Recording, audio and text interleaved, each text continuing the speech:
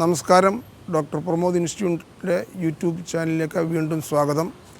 ഇന്ന് ഞാൻ നിങ്ങളുമായിട്ട് പങ്കുവെക്കാൻ ഉദ്ദേശിക്കുന്ന ഒരു വിഷയം, കഴിഞ്ഞ ദിവസം നമ്മുടെ OP വന്ന ഒരു പേഷ്യൻറ്റിൻ്റെ കാര്യമാണ്. 48 വയസ്സുണ്ട് അദ്ദേഹത്തിന്.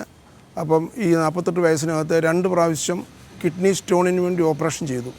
അപ്പം മൂന്നാമത് പിന്നെയും സ്റ്റോൺ വന്നു. അപ്പോൾ എന്താണെന്നറിയാൻ വേണ്ടിയാണ് നമ്മുടെ ഈ ഇൻസ്റ്റിറ്റ്യൂട്ടിൽ വന്നത്. അപ്പോൾ ഈ 2 പ്രാവശ്യം സ്റ്റോൺ വന്നു. ആ സമയത്ത് സാധാരണ ടെസ്റ്റുകളൊക്കെ ചെയ്തു എന്ന് പറഞ്ഞു. കാൽസ്യം എല്ലാം നോക്കി, പാരമ്പര്യമായിട്ടുള്ള ഹിസ്റ്ററി ഒന്നുമില്ല. കാൽസ്യം, ബ്ലഡിലുള്ള കാൽസ്യം, ഓക്സലേറ്റ് ഇതെല്ലാം നോർമലാണ്, യൂറിക് ആസിഡ് നോർമലാണ്. പക്ഷേ വീണ്ടും എന്താണ് ഈ കല്ലുണ്ടാകുന്നതെന്ന് പുള്ളിയുടെ സംശയം മാറ്റാൻ വേണ്ടി ഒരു സെക്കൻഡ് ഒപ്പീനിയന് വേണ്ടിയാണ് വന്നത്. വന്നു കഴിഞ്ഞ് നമ്മൾ ഇത് നോക്കിയപ്പോൾ കിഡ്നിയിലൊരു 2 സ്ഥലത്ത് സ്റ്റോണുണ്ട്. അതിൻ്റെ ഒരു കാലിക്സിൽ, ഒരു മിഡിൽ കാലിക്സിലും ലോവർ കാലിക്സിലും 2 സ്റ്റോണുണ്ട്. അപ്പം ഈ പ്രത്യേകിച്ചും ഈ 2 സ്റ്റോൺ കണ്ടപ്പോൾ തന്നെ നമുക്ക് സംശയം തോന്നി, ഇത് വേറൊരു കാരണം, ഇതിനൊരു കാരണം മറ്റെന്തെങ്കിലും ഉണ്ടായിരിക്കും. അപ്പോൾ നമ്മൾ കൂടുതൽ ടെസ്റ്റ് ചെയ്തു, ബ്ലഡ് എല്ലാ ടെസ്റ്റുകൾ ചെയ്തു, എല്ലാം ഈ റിസൾട്ട്സ് എല്ലാം നോർമലാണ്. അത് കഴിഞ്ഞ് അപ്പോൾ അദ്ദേഹത്തിൻ്റെ ഹിസ്റ്ററി പറഞ്ഞിരുന്നു, ഈ സ്റ്റോൺ ഉള്ളപ്പം ഈ കിഡ്നി അൾട്രാസൗണ്ട് ചെയ്തപ്പോൾ കിഡ്നി ഇച്ചിരി വീർത്തിരുന്നു. പക്ഷേ കല്ലെടുക്കുമ്പോൾ അത് മാറും എന്നാണ് അന്നത്തെ ഇൻസ്റ്റിറ്റ്യൂട്ടിൽ നിന്ന് പറഞ്ഞിരിക്കുന്നത്. പക്ഷേ ഇന്ന് നമ്മൾ വന്നു നോക്കിയപ്പോഴും കല്ല് തടഞ്ഞിട്ടൊന്നുമില്ല, പക്ഷേ കിഡ്നി വീർത്തിരിക്കുകയാണ്. അപ്പോൾ തന്നെ അതിനർത്ഥം ഈ കിഡ്നിയുടെ അവിടെ എവിടെ ഒരു ബ്ലോക്ക് ഉണ്ടെന്നുള്ളതാണ് മനസ്സിലായി. കൂടുതൽ ടെസ്റ്റുകളൊക്കെ ചെയ്ത് നോക്കി. ആദ്യം അൾട്രാസൗണ്ട് ചെയ്ത് നോക്കി, അത് കഴിഞ്ഞിട്ട് ഒരു യൂറോഗ്രാം ചെയ്ത് നോക്കി.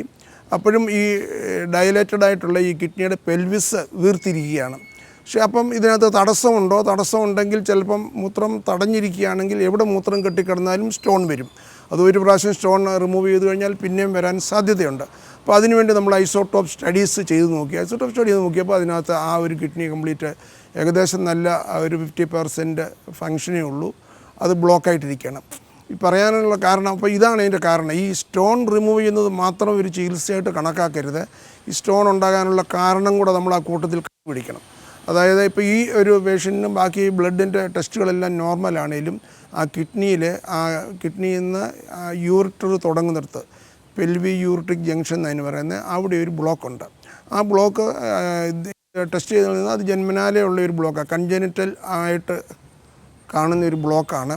ആ ബ്ലോക്ക് മാറ്റിയെങ്കിലേ ഈ കല്ല് പിന്നെ വരാതിരിക്കത്തുള്ളൂ. ഉള്ള കല്ലെടുത്ത് കളയണം. ആ കൂട്ടത്തിൽ അതിനോടുകൂടി ഈ PUJ-യിലുള്ള നാരോയിങ് മാറ്റണം. അത് മാറ്റിയെങ്കിൽ അതിന് ശാശ്വത പരിഹാരമാകൂ.